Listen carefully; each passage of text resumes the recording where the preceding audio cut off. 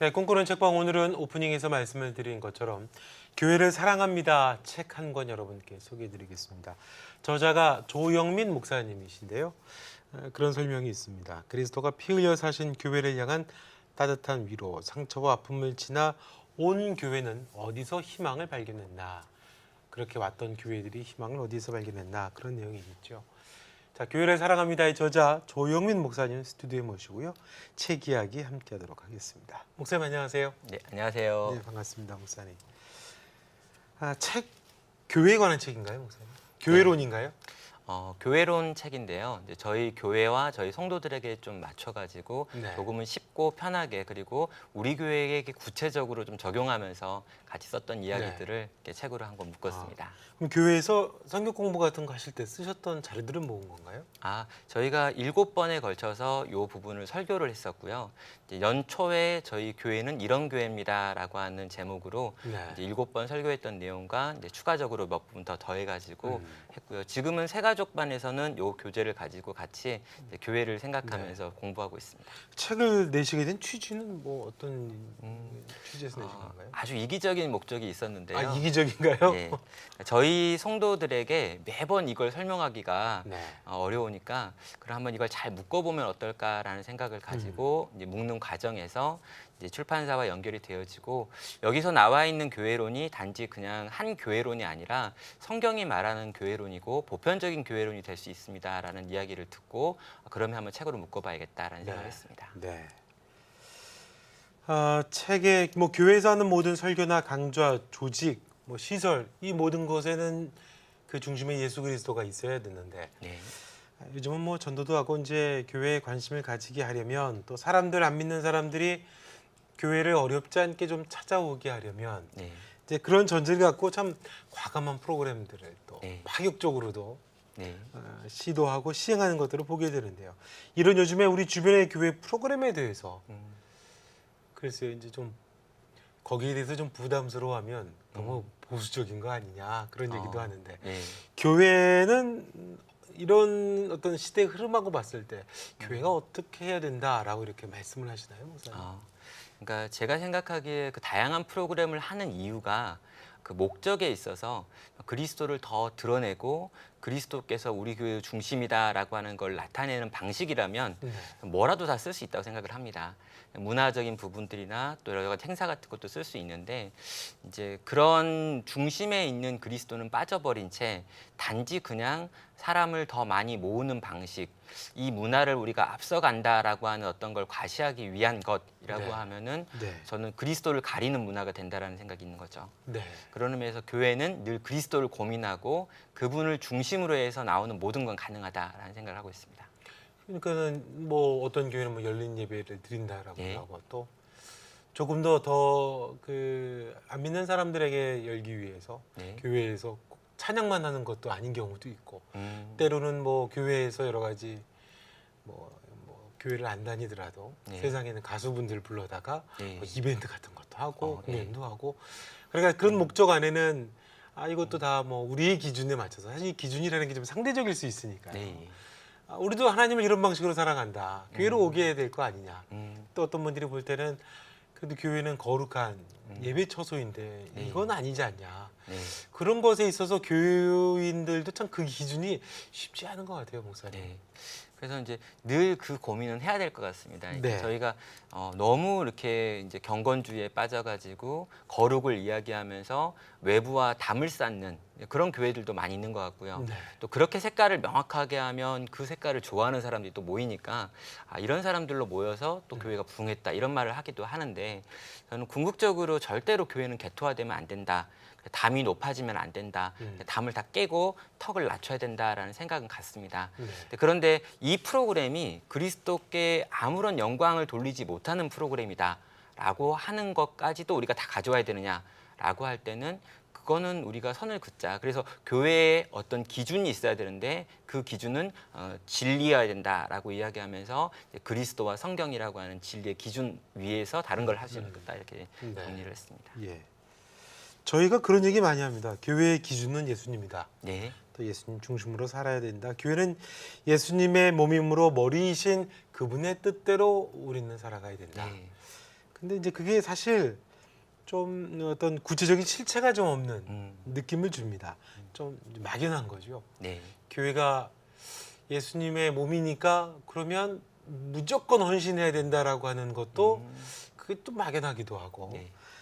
이것을 좀 구체화해야 된다라고 책에서 목사님께서 이야기해 네. 주셨거든요. 어떻게 구체화해야 되는 건가요, 목사님?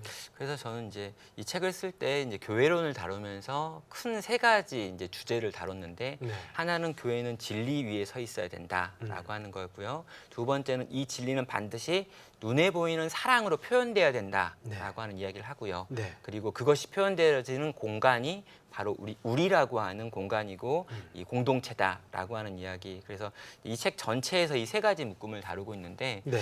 이제 거기서 이 교회가 진리 안에 있기 때문에 그리스도를 사랑하기 때문에 말씀에 순종하기 때문에 반드시 사랑이라고 하는 방식으로 구체적이게 표현돼야 되는 부분들을 좀 강조하고 있습니다. 그래서 이제 사랑이 왜 표현돼야 되는, 왜 사랑으로 표현돼야 되는지, 그리고 이 사랑이 성도들 안에서는 어떻게 표현되는지, 그리고 외부를 향해서 이웃을 향해서는 어떻게 나타나야 되는지를 이제 저희 교회가 처한 환경 안에서 고민했던 것들을 나눴죠. 분명히 이 부분에 있어서 전문가는 목사이기보다는 성도, 일반 성도님들이 더 전문가라고 생각합니다. 네. 세상과 맞닿아 있으니까요. 그래서 저는 이 부분에서 적어도 우리는 이렇게 합니다. 그리고 이것들을 더 확장시켜 가야 됩니다라는 이야기는 하고 있습니다. 가령 이제 예로 이 책에서 든 거는 교회 안에 배고픈 성도가 있을 때 어떻게 하는가? 네. 먹여야 된다. 이건 우리가 교회가 마땅해야 된다. 네. 그러니까 교회 안에 잘 곳이 없는 성도가 있다. 그럼 이건 반드시 우리 교회가 재워야 된다. 그러니까 가장 구체적이고 필요한 그 필요에 대해서 공급하지 않으면서 우리가 사랑한다, 그리스도를 따른다 이런 말은 불가능하다는 거죠. 그 일을 위해서 저희가 준비한 것들, 이런 것들을 같이 고민해 봤습니다. 그럼 조금 더 사회 참여적인 활동이 필요하다는 말씀인 건가요? 그러니까 사회 참여적인 부분에 있어서도 이제 이웃을 향해서 우리가 나아가야 되는데, 나아가는 이유는 이 창조를 하실 때 하나님께서 하나님의 형상대로 지은 인간이 네. 이 세상을 경영하는 것, 세상을 돌보는 사명을 받았기 때문에 그리스도로 말미암아 회복된 성도는 다시금 이 세상 속에서 세상을 회복시키는 일을 해야 된다. 그리고 그 방식은 사랑과 정의라고 하는 주님이 주신 틀이다라고 네. 이야기를 하고 있습니다. 네. 그래서 이제 목사님이 책에서도 이제 사랑과 정의, 의와 진리에 관한 얘기를 네. 하셨습니다. 그러니까 저희 우리나라 같은 경우가 사실은 이제 정치적으로도 네. 참 많은 일, 또 사회적으로도 참 많은 일들이 네. 다이나믹하게 벌어지는 나라 아니겠습니까? 네. 그러다 보니까 성도들이 갖는 고민이 이제 그런 거예요. 의와 진리를 생각을 할 때 어느 선까지 이 교회가 또 성도가 참여를 해야 되는 거냐, 정치적인 의사를 네. 표현해야 되는 거고, 또 어떤 특별한 무거운 사회적인 이슈가 발생이 됐을 때 교회는 어디까지 그러면 목소리를 내야 되는 거냐. 목소리를 내더라도 또 이제 반대편으로 목소리 내는 분들도 많고, 네. 또는 교회는 세상과 좀 분리가 되어야 된다. 예, 그것은 이제 세상에서 할 일이고 우리는 우리 안에서 하나님의 경건하게 예비하는 일에 전념해야 된다. 네. 또 이런 얘기도 하거든요. 그게 어디까지일까요, 목사님? 아유, 그러니까 제일 어려운 질문을 하셨는데요. 네. 그러니까 제가 생각하기에 교회가 어떤 한 입장을 지지하는 것은, 그러니까 이게 옳고 그름의 문제일 때만 가능하다고 생각하고요. 정치적인 어떤 입장에 대해서 교회가 어떤 한 입장을 옹호하거나 온 교회가 다 그 방향으로 가야 된다라고 주장은 잘못됐다고 생각합니다. 그래서 교회는 기본적으로 큰 원칙들을 이야기할 수 있고요. 네. 이 원칙 하에서 성도들 개별적으로 그가 가진 신앙의 양심 속에서 그가 가진 원리를 가지고 선택할 수 있다고 생각을 해요. 그래서 한 교회 공동체 안에 이쪽의 이야기도 할 수 있고 이쪽에도 이야기를 할 수 있지만 이 두 사람이 다 교회 안에 한 성도이기 때문에 서로가 형제이기 때문에 이 다른 입장이 서로를 향해서 반대하고 공격할 이유는 안 된다고 생각하는 거죠. 교회는 이 다 입장을 품어야 된다고 생각하고, 교회는 기본적으로 그런 의미에서는 사회 참여적인 공동체는 아니라고 생각합니다. 한 교회가 한 방향을 지향해야 된다. 그리고 그게 뭐 담임 목회자나 몇몇 리더십에 의해서 주장되어지는, 이거는 잘못됐다라고 저는 생각하고 있죠. 네. 그냥 어떤 보편적인 문제들, 뭐 구제라든지 네. 이런 것에 있어서는 교회가 공동체로서 역할을 할 수는 있지만 네. 조금 더 깊이 들어가는 뭐 정치적인 문제에 관해서는 교회가 어떤 한 목소리를 내는 건 옳지 않다 이렇게 보면 되는 건가요? 네. 그러니까 정치적인 이슈라 할지라도 이 이슈가 가장 이제 어떤 그 성경이 말하는 명확한 잘못이거나 죄인 경우에는 네. 이야기할 수 있다고 생각을 합니다. 뭐 예를 들어서 동성애 문제 같은 거 말씀하시는 그러니까 건가요? 이런 부분에 있어서도 네. 어느 정도 성경적 지침이 어떤 것인지를 가르치고 전할 수는 있다라고 생각하죠. 네. 그리고 이 시대 문화 속에서 또 목회자가 배워야 될 부분이 있다면 음. 또 이전과 달라진 어떤 세상의 문화를 어떻게 제가 배워야 되고 공부해야 될 부분이 있다고 생각을 하고 네. 또 그걸 전하기도 하지만 이제 그 이슈 전체를 가지고 네. 이제 모든 성도가 이 방향을 향해 가야 합니다라고 제시하는 요거는 교회 공동체에게 맡긴 사명은 아니다라는 저는 생각을 하고 있습니다. 네. 그 아까 사랑이라는 얘기하셨습니다. 네. 교회 얘기하셨을 때 뭐 교회 다니는 분이나 안 다니는 분이나 다시 공이 인정하는 게 교회가 자꾸 줄어들고 위축돼 가고 있는 게 네. 지금 현실이거든요. 또 교회 다니다가 이제 뭐 가난한 성도라고 그러면서 교회를 이제 안 나가는 분들도 교회 다니면서 상처받았다는 얘기들을 참 사실 흔하게 우리가 네. 하지 않습니까? 교회에서 왜 성도들의 상처를 받는 걸까요? 그게 역설적으로 또 사랑 때문이다. 네. 라고 목사님 책에서 이야기하셨는데 상처받아 떠나는 이야기들 많이 하는데 그게 사랑 때문이다. 왜 사랑 때문일까요, 목사님? 그러니까 이제 교회에 대한 기대가 아직도 있기 때문이죠. 내가 이 교회에 들어갈 때는 나는 사랑받을 것이다. 또 내가 사랑할 만한 대상들이 있을 것이다라고 하는 생각을 가지고 교회에 대한 기대감으로 교회 안에 들어가는 건데 네. 실제로 이 기대감이 무너졌을 때 더 실망하고 더 상처를 받는 거기 때문에 여전히 사랑 때문이다라는 생각이 있는 거죠. 그래서 현대 많은 사람들이 별로 교회 안에서 익명성을 추구하고 별로 관계 맺기를 싫어하고 공동체에 대한 필요가 없다라고 생각을 하지만 막상 사람은 공동체가 여전히 필요하고 사랑받고 싶은 욕구가 있다고 생각을 하기 때문에 저는 교회는 여전히 사랑하는 공동체가 되고 사랑이 적극적으로 표현되고 회복될 때 아까 말씀하셨던 그 교회가 점점 줄어들고 있다거나 교회를 떠나는 가난한 성도들의 문제들도 해결할 수 있는 대안들이 나온다고 생각합니다. 네. 이제 저는 사랑이 구체화되어서 표현되고 드러나고 나타나는 그리고 그것이 보편적인 교회가 된다면 이런 꿈을 꾸고 있습니다. 뭐 구체화된다는 거는 관심을 갖고 그들의 네. 필요를 돌아보고 뭐 이제 그런 네. 뜻인 건가요? 실제로 그런 사건들이 계속 교회 안에 일어나고 있고요. 네. 필요를 돌보는 일이 일어나고 있고 또 죄로 인하여 고통하는 사람에게 그 죄의 문제를 해결하는 과정을 함께 이렇게 옆에서 지켜주는 소그룹들이 나오고 있고요. 네. 또 믿음의 이제 선배들, 경건한 어른들이 등장해서 이 청년들과 이 다음 세대를 위해서 배려하고 섬기는 그런 모습들이 나타나면서 교회 공동체가 회복되고 강해지는 것들을 보고 있습니다. 사실 교회론 그러면 좀 어렵거든요. 성도가 뭐 교회론까지 알아야 되나? 네. 예배 잘 드리고 목사님 설교 말씀하시는 대로 공예배 잘 드리고 또 기도생활 잘하고 말씀 잘 보면 되지. 교회론까지 뭐 성도가 생각을 해야 되나? 이런 생각을 조금 하기 쉽거든요. 신학은 목사님들 영역인데 네. 그렇지 않은가요, 목사님? 저도 이제 교회론을 가지고 14번 정도 이제 쭉 설교를 한 적이 있습니다. 예. 근데 이제 그렇게 설교한 다음에 제가 이렇게 사람들을 이렇게 물어보고 피드백을 받아보니까 잘 기억을 못 하더라고요. 네. 그래서 분명히 우리가 교회에 속해 있고 교회가 소중한 곳이다라면은 거기에 대해서 우리가 알아야 할 텐데 그러면 좀 더 쉽게 가르치는 게 맞지 않나라고 네. 생각하면서 네. 이제 세 가지 주제 안으로 묶어가지고 요것들을 정리했던 거죠. 그래서 교회론 자체는 어려울 수 있지만 교회는 너무 중요한 거기 때문에 쉬운 방법으로라도 꼭 외우고 알고 기억하고 있어야 된다. 그래서 저희가 이제 이 책을 쓰고 또 새가족들한테 우리 교회에 등록하기 전에 우리 교회는 이런 걸 꿈꾸는 교회입니다라는 걸 보여주기 위해서라도 이런 방식으로 이제 교회론을 정리해 본 거죠. 성도들이 교회에 대한 어떤 개념을 조금 잘못 이해하고 있구나 그런 생각도 하신 건가요, 목사님? 예, 그런 부분 늘 있죠. 뭐 교회를 건물이나 또 어떤 조직으로 생각한다는 건 아주 많은 분들이 그렇게 생각을 하고 있는 거고요. 네. 여전히 뭐 성전이라고 하는 표현을 쓰시는 분들도 있고요. 네. 또 목회자를 보면서 제사장처럼 보는 분들도 있기 때문에 그런 부분들을 바르게 잘 또 최대한 쉽게 가르쳐야 된다, 들려줘야 된다라는 생각으로 책을 쓰게 됐습니다. 조금 전에 그 성전이라는 의미는 사실 우리가 한국 교회에서 보편적으로 쓰는 단어거든요. 네, 그렇죠. 근데 그것도 조금 왜곡돼 있는 건가 보죠. 그러니까 성전은 이미 그리스도께서 이 땅 가운데 오심으로 그리스도 안에서 완성이 되어졌고요. 네. 또 그리스도께서 죽으시고 이제 다시 부활하실 다음부터는 성령이 거하시는 모든 성도 개개가 성전인데 지금 한국에서는 그걸 여전히 이제 교회 건물로 성전을 생각하고 가르치는 경우들이 있기 때문에 네. 그런 부분도 조금 교정이 필요한 부분이 아닐까라는 네. 생각합니다.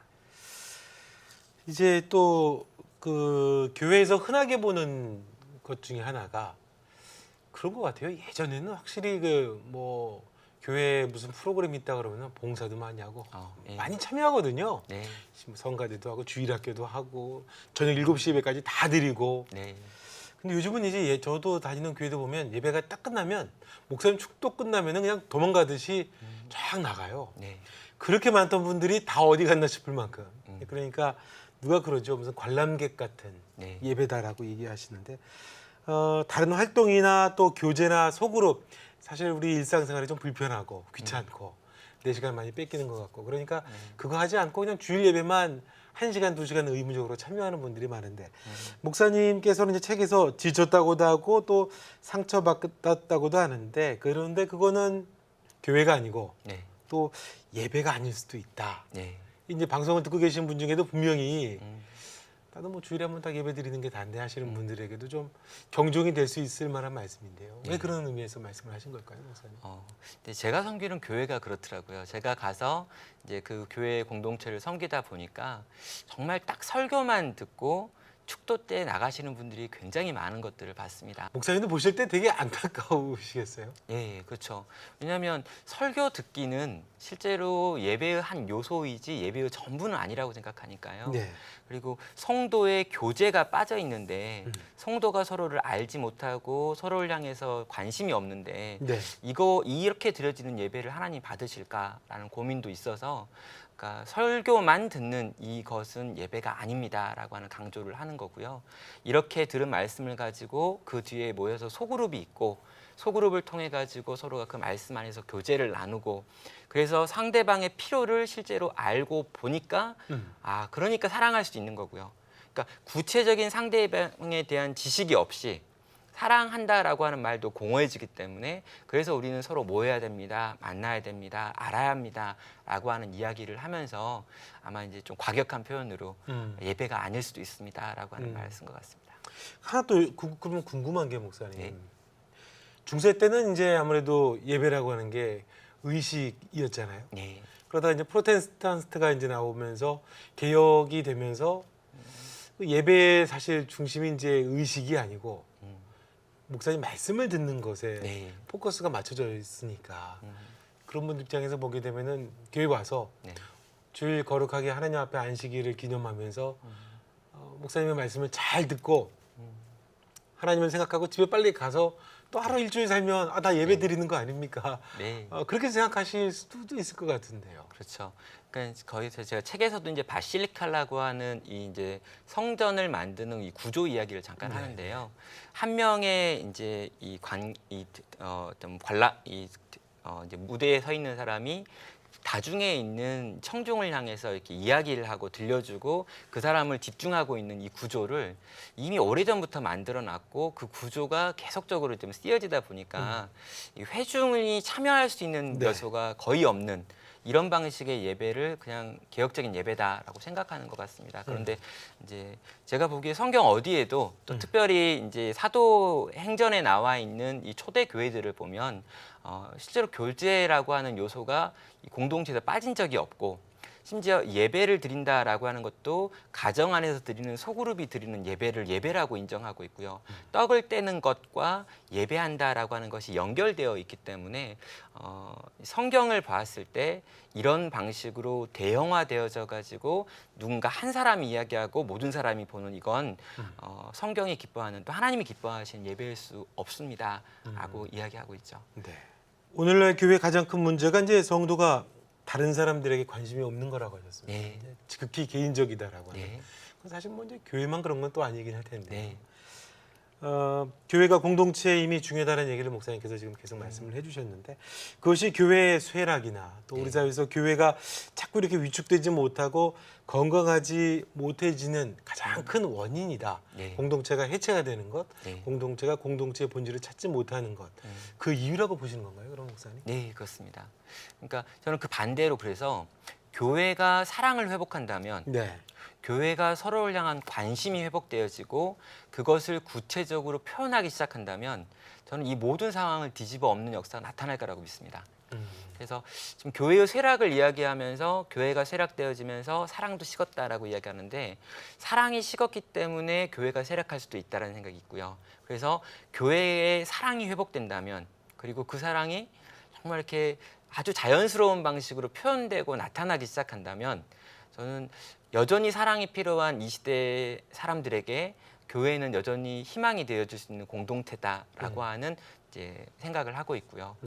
제가 섬기는 공동체 안에서 그런 모습들을 지금 또 보고 있기도 하고요. 사랑이 식어가기 때문에 교회가 이렇게 위축돼 간다라고 얘기를 하셨는데 네.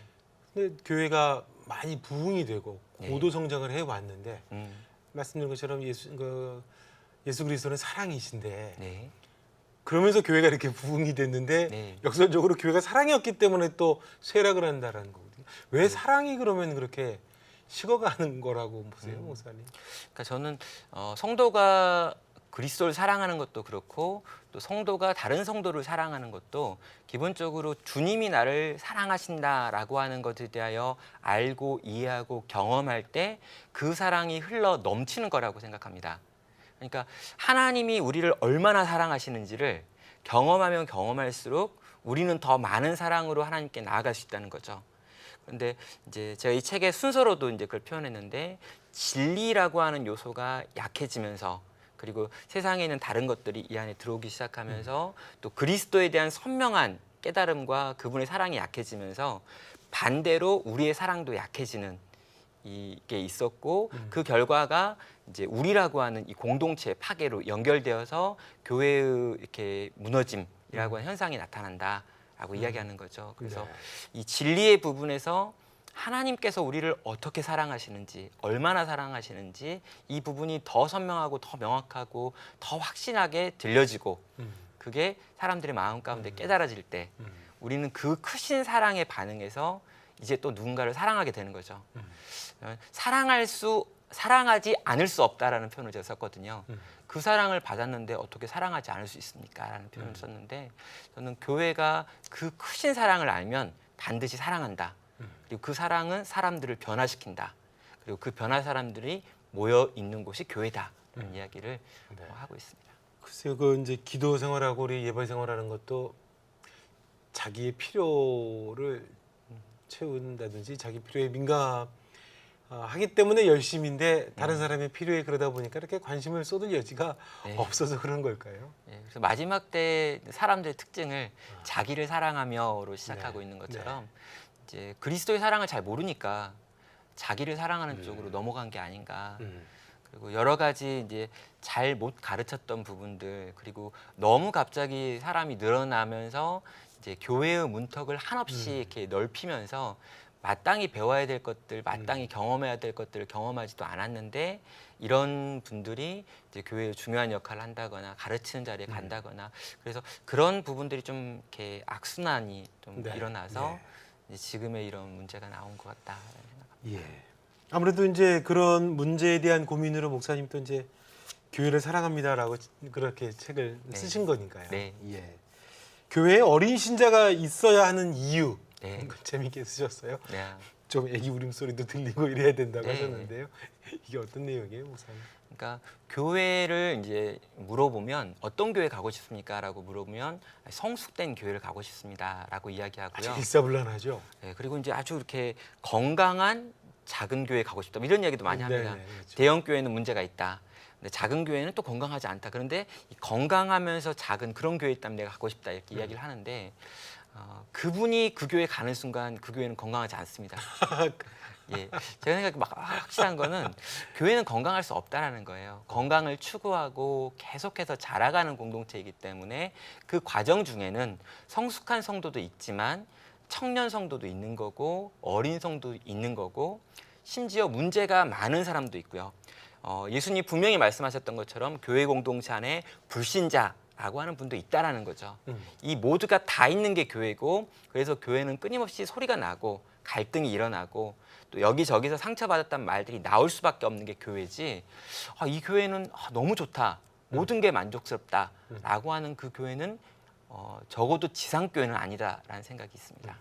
근데 막 교회 안에서 그 목사님 말씀에 순종하고 네. 또 서로 이렇게 하나가 되고 연합이 되고 단합이 되고 그렇게 네. 공동체를 이뤄가야 덕이 되는 거 아닙니까라고 얘기를 하는데 그러다 보니까 주변에 뭐 이런 애기 울음소리도 들리고 이런 어린아이의 불평도 좀 들리고 그러면은 이거 참 덕이 안 돼서 그런 얘기를 하거든요, 목사님. 네. 피곤해하고요. 네.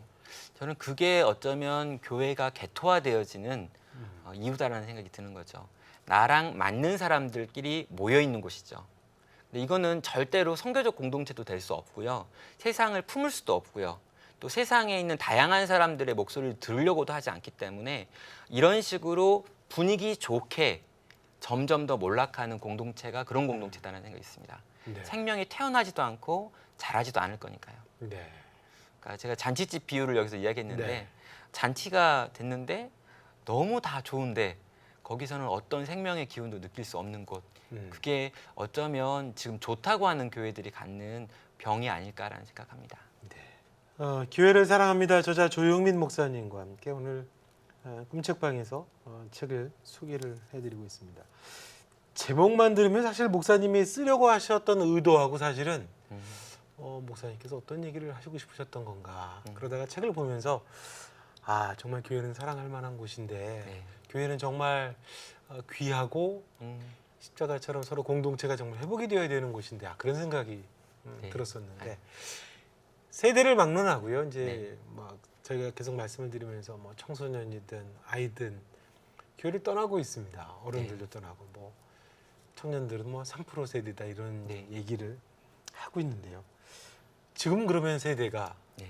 나중에 우리 자녀들 세대는 예전에 부모님 세대 얘기 들으면서 와 그런 때가 있었어요 할 수도 있거든요. 그렇다면 그게 오기 전에 지금 세대들은 그러면 목사님 모실 때는 이거 어떻게 해야 되는 건가? 목사님은 어떻게 이야기하시고 또 어떤 생각하시고 계신지도 궁금한데요. 저는 이제 정말로 이 땅에 있는 교회 공동체가 네. 이제 이 다음 세대를 품는다면은 이제 이건 약간 이제 위험한 발언이기도 한데요. 그 위에 있는 분들, 그 이전의 영광과 그 하나님의 은혜를 체험하고 누리며 교회 공동체 안에 지금 이제 핵심을 쥐고 계신 분들이 기꺼이 즐거운 마음으로 다음 세대에게 과격하게 투자할 뿐만 아니라 그들의 목소리를 듣는 구조들도 만들어줘야 된다라는 생각이 있습니다. 그래서 지금 교회를 보면은 늘 이제 교회의 큰 헤게모니는 다 이렇게 어른들이 가지고 있습니다. 그러니까 60대, 50대 분이 가지고 계시죠. 근데 이분들이 가지고 있는 생각과 사고 방식으로 3, 40대한테 말하면 3, 40대가 이걸 따라올 수가 없습니다. 따라오려고 하는 의지도 부족하고요. 삶의 형편도 너무 다르고요. 그래서 이분들은 이분들대로 이분들이 누렸던 방식으로 그리스도를 누리면서 계속적으로 교회 안에서 이렇게 사랑을 받고 또 사랑하는 일을 해야 되지만 어떤 영역에 있어서는 이제 교회의 세대가 나눠지고 이 다음 세대를 위하여 과격하게 권한을 위임해야 될 부분들을 위임해야 되고 3, 40대가 중심이 되어가지고 교회 공동체를 움직일 수 있도록 여건과 자리를 만들어줘야 된다라는 생각을 하고 있습니다. 그럼 또 이제 기성세대들 입장에서는 장로님이나 또 집사님들 네. 보실 때는 전통을 이어가야 되고 네. 오랫동안 이어왔던 이 한국교회 전통을 살려가야 되는데 네. 젊은 사람들에 의해서 음. 사실 이제 요즘은 교회에서 찬송가도 잘 안 부르거든요. 이제 그런 것에 대한 위협도 좀 느끼고 예배를 드릴 때도 이제 뭐 성경을 들고 와서 성경책을 네. 보는 경우도 없는 것 같고 그것이 기존의 교회가 만들어왔던 쌓아왔던 질서라든지 전통이라든지 이런 것들이 위협받고 무너지는 것에 대한 두려움 네. 때문에도 그러신 것 같거든요. 그러니까 저는 그 두려움이 충분히 이해가 되고요. 그래서 제가 이제 4년 정도 지금 담임 목회를 하고 있는데 저는 그래서 교회를 약간 투 트랙으로 가야 된다라는 생각이 있습니다. 네. 그래서 이 어른 세대들이 생각하는 그 전통과 어떤 이런 것들을 지켜주는 방식의 일부 예배를 드리고요. 그리고 이 다음 세대가 생각하는 방식의 경건이 어떤 것인지를 고민해서 2부 예배를 드리는데 예배의 형식이나 그 내용이 굉장히 많이 다른 방식으로 하고 있습니다. 그리고 전통적인 특별 새벽 기도를 해요. 우리 어른들을 위해서. 그러나 이 젊은 세대들을 위해서 자녀 교육이나 부모 세미나 같은 것들을 만들어 가지고 이분들을 위한 도움을 만들고 있는 거죠. 그래서 교회가 어느 하나는 맞고 어느 하나는 틀리다라고 이야기하는 게 아니라 이분들을 충분히 존대해야 되고요. 이분들이 가지고 있는 두려움에 대해서 분명히 도움을 드려야 되지만 이분들이 가지고 있는 이 필요를 돌보지 못하면 지금은 좋지만 10년 후에는 없는 그런 교회가 될 수 있다라는 생각이 늘 있습니다. 그래서 목회자로서도 이런 부분 계속 고민하는 생각하고요. 또 교회를 고민하는 많은 분들은 이 영역에서 같이 한번 씨름해 보셔야 된다고 생각합니다. 그러면 목사님 이제 아까 인터뷰 뭐 말씀하실 때 교회가 조금 더 뭐 좀 참여적일 수 있어야 된다는 네. 이야기를 해주셨거든요. 젊은 세대들 걱정이 몇 가지가 있습니다만 일단은 워낙 뭐 취업이 안 되고 네. 경제적인 독립이 안 되니까 네. 굉장히 어려운 세대고 결혼도 안 합니다. 네. 그러니까 애를 낳지도 않고요. 그러니까 그런 어떤 구조적인 문제에 관해서 우리 사회도 사실 답을 잘 제시를 좀 못하고 있는데 네. 교회는 이렇게 자포자기하는 우리 젊은 세대들을 향해서 와서 여기서 복음을 좀 들어라 이거 말고 네. 조금 더 그들에게 다가가서 그들을 위해서 교회가 글쎄 좀 막연할 수 있는 얘기입니다만 어떤 역할을 좀 해야 된다고 보시나요, 목사님? 네, 저는 해야 된다고 생각합니다. 교회가 가지고 있는 그 많은 자산을 정말 즐겁고 기쁘게 우리 청년들에게 나눌 수 있다고 생각을 해요. 그러니까 저는 이렇게 큰 교회 목사가 아니고 동네에 있는 작은 교회 목사인데요. 저희 교회 안에서도 집을 구하지 못한 청년들을 위해서 한 4명, 3명 정도가 모여 살 수 있는 방을 하나 만들어 가지고 거기에 이렇게 지금 살고 있습니다. 그렇게 교회 청년들을 위한. 예, 교회 청년들, 지방에서 올라온 청년들을 위해서 저희 장로님 중에 한 분이 방 한 칸을 이렇게 내어 가지고 방과 이렇게 부엌에 딸려 있는 그래서 거기에 들어가서 이제 이 친구들이 이제 보증금이 없이 이제 생활비 정도만 내고 사용할 수 있게 돕기도 하고요. 좋네요. 예, 근데 저는 이게 불가능한 게 아니라 할 수 있는 건데 돌아보지 않았다고 생각합니다. 그리고 우리 청년들을 바라보면서 막 우리 교회 막 장로님들이 왜 이렇게 인사를 안 하느냐 이런 이야기 자주 하시는데요. 그런 얘기 하시죠. 그러면 이제 청년들이 장로님 어떻게 합니까? 라고 제가 이제 질문했죠. 청년들이 장로님들이 누구신지 뭐 청년들이 어떻게 알 방법이 없지 않습니까? 그리고 했던 말 중에 그럼 장로님들이 한번 모여서 청년들한테 고기를 사주십시오. 고기를 직접 구워가지고 이 청년들 주면 제가 말씀을 드리겠다 청년들한테 고기를 구워주는 분이 장로님이다. 그 장로님은 두고두고 기억나겠네요. 예. 그랬더니 저희 장로님들이 실제로 그렇게 고기를 구워서 청년들을 먹였습니다. 20-30명 되는 청년들을 모아가지고 같이 고기를 구웠고 또 장로님 이렇게 권사님들이 또 이렇게 같이 음식도 좀 준비해가지고 그렇게 한번 먹이니까 그 청년들 전부가 장로님한테 인사를 해요 이제. 그렇겠죠. 예. 예. 매년마다 그런 시간들을 만들어서 구체적으로 사랑을 표현하시라고. 그러면 이 청년들도 누가 누군지 아니까 그때 표현한다. 그리고 그런 일들이 지금 이제 우리 교회 안에서 일어나고 있고요. 저희 교회는 청년들이 장로님들 때문에 등록하기도 합니다. 그래요? 예, 실제로 섬기시고 실제로 우리한테 고기를 구워주는 그러니까 사주는 분은 있는데 거기 불판에 서가지고 그렇죠. 구워주는 분은 없거든요. 그래서 그렇게 사랑이 표현되기도 하고요. 또 청년들이 가지고 있는 이 부채 문제나 이런 것들이 있을 때 구체적으로 이 부채 문제를 돕기 위해서 교회가 펀드를 만들어서 돕기도 하고요. 어떻게요? 이제 이런 상황들을 보고 실제로 이제 만들어진 교회의 그 어떤 그 지정 헌금들을 좀 모아가지고 요 부분을 뭐 단기적으로 또는 이렇게 얼마 정도 이렇게 고리에 있는 것들을 좀 갚아주는 이런 방식도 지금 하고 있고요. 그러니까 목사님 지금 말씀해 주신 게 교회가 청년들을 위해서 때로는 필요하면 거의 방도 좀 내줄 수도 있고 네, 고기도 구워줄 수 있고 네. 그런 펀드도 만들어줄 수 있고 네. 이것이 교회를 또 하나 구성하는 요인이라고 이렇게 보시는 건가요, 목사님? 네, 저는 사랑한다고 말해놓고 다음 세대에 대해서 걱정한다고 말해놓고 그걸 기도한다라고 끝내는 건 너무 이게 아무런 무책임한 대가도 건가요? 지불하지 않는 거죠. 그럼 사랑한다면 대가를 지불해야 된다고 생각하는데 그 대가를 눈에 보이는 방식으로 지불하라. 그러면 결과가 나타납니다. 라고 네. 이야기를 하고 그래서 결과가 나타나고 있는 것들 보고 있고요.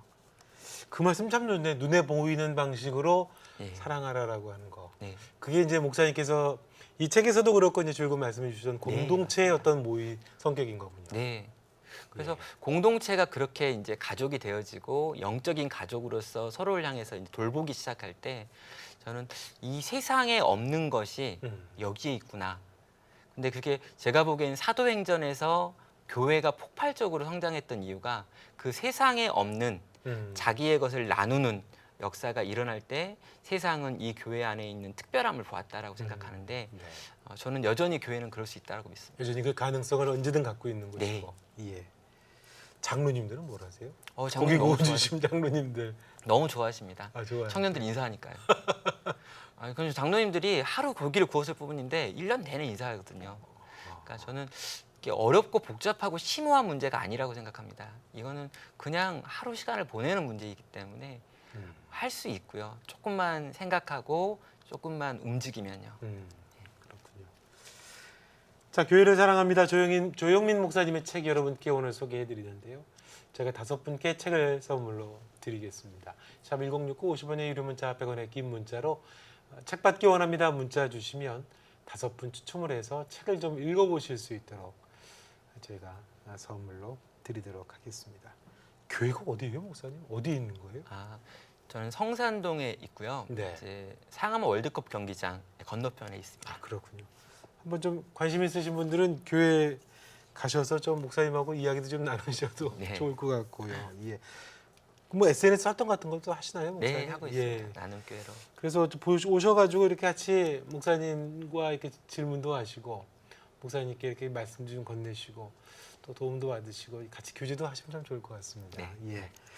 끝으로 책을 읽으시는 분들에게 어떤 마음을 좀 같이 나누고 싶으셨는지 그 얘기해 주시고요. 말씀하셨으면 좋겠는데. 네, 제가 이 책 서론과 결론 부분에서 이렇게 좀 정리를 했는데요.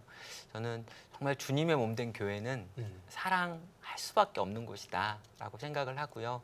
수없이 많은 이유들을 대면서 교회를 사랑하지 않을 이유를 말씀하시는 분들에게 그럼에도 불구하고 그리스도께서 교회를 사랑하시기 때문에 우리도 교회를 사랑합니다라고 말할 수 있어야 된다라는 생각합니다. 네. 그리고 이렇게 말하는 사람들과 그런 사람들이 모여 있는 공동체들이 곳곳에 많았으면 좋겠고요. 동네마다 그런 교회들이 작지만 의미 있는 사랑을 나누면서 이렇게 자라가고 또 성장해가고 성숙해가는 이야기들을 나눌 수 있으면 좋겠습니다. 네. 눈에 보이는 방식으로 그렇게 사랑이 표현이 되면 100마디 말을 안 해도 네. 사람들은 예수님을 볼 수 있겠죠. 네. 예. 자, 꿈꾸는 책방 교회를 사랑합니다의 저자 조영민 목사님과 함께 말씀 나눴습니다. 고맙습니다, 목사님. 네, 감사합니다.